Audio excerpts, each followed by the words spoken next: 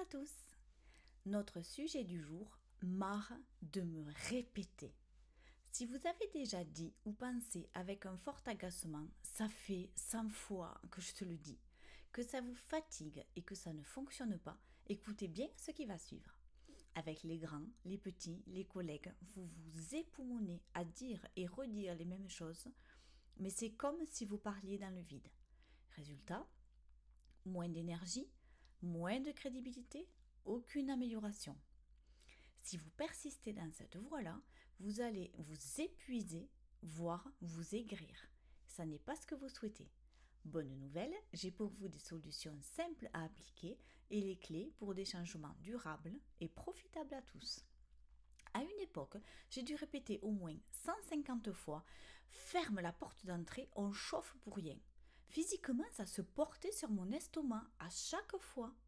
J'ai appliqué ce qui suit. Aujourd'hui, le message est passé et l'harmonie est revenue. Maintenant, quand il referme la porte derrière lui à son arrivée, je suis toute disposée à l'accueillir avec le sourire qu'il mérite. Et j'accompagne même des personnes à retrouver cette sérénité sur le sujet qui les accable. Dans cette vidéo, je vais vous montrer pourquoi on agit comme ça, la stratégie pour mettre le changement en place, comment l'inscrire dans la durabilité et enfin les pièges à éviter. Après quoi, votre règle sera appliquée, vous allez gagner en sérénité et vous serez plus enclin à la légèreté plutôt qu'à passer votre temps à vous répéter. Si vous voulez qu'on applique ça ensemble, cliquez sur le lien du formulaire qui s'affiche dans la description pour réserver un appel stratégique avec moi. D'abord, comprenons pourquoi on agit comme ça. C'est essentiel pour atteindre un résultat concret. Première des raisons, on aime que les choses soient faites et bien faites. Qu'on se le dise, c'est bien connu, c'est notre façon qui est la meilleure. Deuxième raison possible, par notre statut de parent au sein de la famille ou dans la hiérarchie auprès de nos collègues, on estime devoir dire quoi faire et même parfois comment le faire, ce qui n'est pas toujours au goût de tout le monde. Troisième des raisons possibles, on a du mal avec l'autorité ou l'idée de sanctionner. Donc après s'être répété pour la énième fois, on se contente de proférer une menace en l'air et on finit par le faire soi-même. Concrètement, si vous arrivez à formuler une règle, vous n'aurez plus à délivrer 100 fois le même message dans le vide. Si d'avance vous pensez réfractaire, les règles, ça ne fonctionnera jamais avec les miens. Formulez autrement votre principe. Par exemple, si votre compagnon travaille dans le bâtiment, parlez son langage. Dites-lui plutôt, tu sais, la structure de notre couple souffle de mes éternels reproches. J'ai pensé à une façon de renforcer certains piliers. Est-ce que tu veux bien qu'on en discute ? Ou si votre ado aime la musique, écrivez plutôt des notes pour que la partition familiale soit plus harmonieuse. Voilà, vous avez compris l'idée. Parlez le langage de l'autre. Dans un instant, on va voir la stratégie pour stopper ce processus de répétition. C'est essentiel si vous voulez arrêter de dire et redire toujours les mêmes choses et que vous êtes fatigué de ce schéma redondant. Si vous voulez qu'on prenne le temps de regarder tout ça ensemble et l'adapter à votre situation, vous avez le lien sous la vidéo. On passe maintenant à ma stratégie en 3 points. Premier point, comme on vient de le voir ensemble, il est bon d'expliquer pourquoi on impose cette nouvelle règle et les avantages que chacun pourra en retirer. On se surprend trop souvent à dire à son ado ou à la personne avec qui l'on vit « Place ta tasse sale directement dans le lave-vaisselle » plutôt que de la laisser traîner dans l'évier. On a beau le lui répéter, s'il ne voit pas l'intérêt ou n'a connaissance d'aucun avantage que ce soit, il ne répondra jamais à votre demande. Si on lui explique « Chaque jour en rentrant, je passe plus de 5 minutes à rincer et mettre ta vaisselle sale dans le lave-vaisselle. En fin de semaine, j'ai finalement passé plus d'une demi-heure à cette tâche ingrate. Je préférerais largement consacrer ce temps à regarder ensemble un épisode de notre série préférée. Est-ce que tu pourrais adopter un nouveau réflexe pour changer cette mauvaise habitude ?» Deuxième point, il est utile d'imposer des règles dans un esprit positif et collectif. Je m'explique. tu as le droit de ne pas ranger tes chaussures, mais elles doivent rester dans ta zone, ta chambre par exemple. Si elles sont ailleurs, c'est obligatoirement à la place qui leur est consacrée. L'adage dit une place pour chaque chose et chaque chose à sa place. Comme tu le sais, j'ai beaucoup de choses à faire et à penser, mais de temps en temps, je prends un moment pour dépoussiérer et désodoriser toutes les chaussures du placard. La seule condition, c'est de les trouver toutes au même endroit. Je n'ai pas à courir dans toute la maison à la chasse aux chaussures. Ce n'est pas mon envie, ce n'est pas mon rôle. Si elles n'y sont pas, ça devra attendre la fois d'après. Avec un petit enfant, on préférera dire « Tu as le droit de jouer dans ce carré ». Mais si tu lances ton jouet exprès contre le meuble ou le frigo hors du carré, à la seconde fois, puisqu'il n'y aura pas de troisième, il retourne dans le coffre à jouets. Mais dans ce carré, tu peux faire la zinzin, le foufou, tu peux jouer bruyamment, jeter ton jouet par terre. Tu as le droit, c'est ta zone, tes règles, c'est ton carré de jeu. Troisième point, ce n'est pas une mauvaise chose d'appliquer des sanctions, d'expliquer les répercussions si la règle n'a pas été respectée. La seule condition, c'est de l'avoir annoncé en amont et de garder des proportions de juste mesure. Les conséquences en cas de non-respect doivent rester à l'équilibre. Il est important de s'y tenir et surtout de garder son calme. Exemple concret, si ton linge n'était pas dans le panier à linge, il n'est donc pas lavé. La prochaine machine est prévue dans 3 jours. Rien de grave, tu as d'autres affaires. La réponse ne va pas tarder à se faire attendre.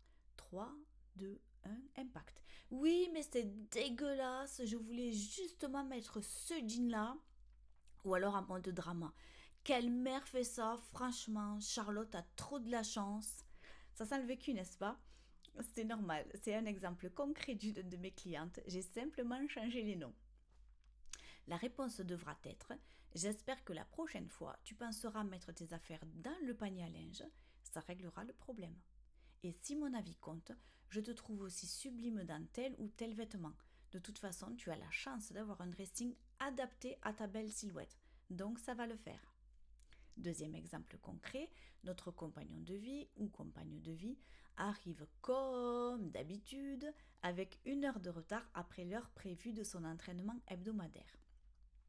Alors, plutôt que de l'avoir attendu en laissant le mécontentement ou la colère nous submerger et de partager un repas sous le signe des reproches ou des bouderies en lui assénant pour la 100e fois les mêmes choses, préférez plutôt vous mettre à table quand la faim vous tiraille et lui dire à son arrivée « J'ai mangé tout seul ou toute seule, sans toi et mon repas était plutôt monotone.